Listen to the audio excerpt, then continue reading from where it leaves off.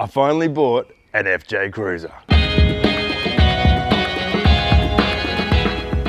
In this video, I'll show you things to consider if you're looking to get one of these weird looking rigs, what I don't like about it, and what plans I have for this iconic off-roading weapon. But first, some backstory. In a previous video, I said this. I'm going to test drive this vehicle on 3 different terrains, and then I need you to help me decide whether I should purchase it from my four-wheel drive instructor. Let's go. I did a full review while driving on 3 different terrains and asked if you thought I should buy it from my four-wheel drive coach. If you've seen that video and commented, thank you. If you haven't seen it, hit the subscribe button and the bell so you don't lose this channel, and please have a watch of it after this one. Spoiler alert, I've already bought it, so you'll know the outcome. So, some things I don't love. The driver's seat. I had to get this one reupholstered. It's way more comfortable now, but takes an age to find that Goldilocks of positions.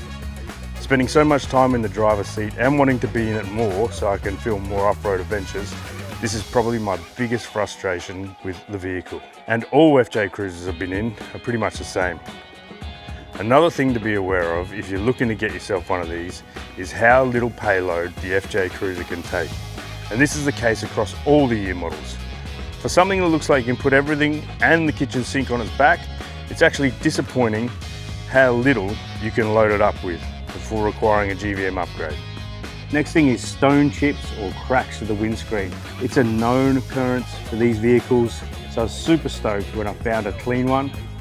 But between the test drive and purchasing of the vehicle, it had a little stone chip put in it, and these are a nightmare to replace. So I think I'll just live with the repair. Fuel. If you're looking at a 2012 or previous model, you are constantly going to be refueling. In the 2013 plus models, the fuel tanks were increased with an additional 87 litres, given a total of 159 litres, but with the vehicle's crap aerodynamics, I mean, it's a brick on wheels. Anything pre-2013, it's a 72 litre fuel tank, which might get you around the block and back a couple of times, but it's not going to get you off-road. You're definitely not getting back on one tank. Fortunately, this has an aftermarket tank, so it gives me 210 litres of fuel, which, while is awesome, cost me half my weekly wage to fill. Now, I don't mind this, but this is also something to consider when you're in car parks.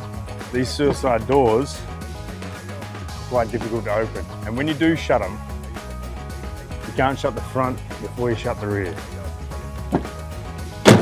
That's something to remember. So that's a couple of things to be aware of if you're looking to get an FJ Cruiser, which brings us to the plans for this one. Well, I bought it to get me to the most remote destinations, so I can photograph sunrises, so I can surf uncrowded waves, so I can have unlimited off-road adventures, turn it into a mobile content creation hub, and take you on the journey. I'd like to build it up and put it into 4x4 shows, hopefully win some show and shines, and then drive it off-site and take it wheeling. A front locker, roof rack, battery system, food storage, and finding a shelter solution will be the things to do. And I'd like to change my suspension setup. Not the brand, just the setup, probably to be adjustables. You know how people say they're handy with tools, or they talk about other people and say they're handy with tools? It basically means they're a qualified mechanic. Well, I am not handy with tools, but I will document as best I can the build of my FJ Cruiser. And while I have frustrations with this vehicle, as all vehicles have their quirks, I do still think it's the prettiest ugly four-wheel drive you can get. And I can't wait to pour a bucket load of money into it. That was a joke, right? I got all budget, but I'm keen to get amongst it.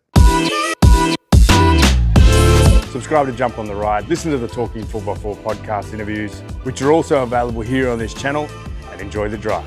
You.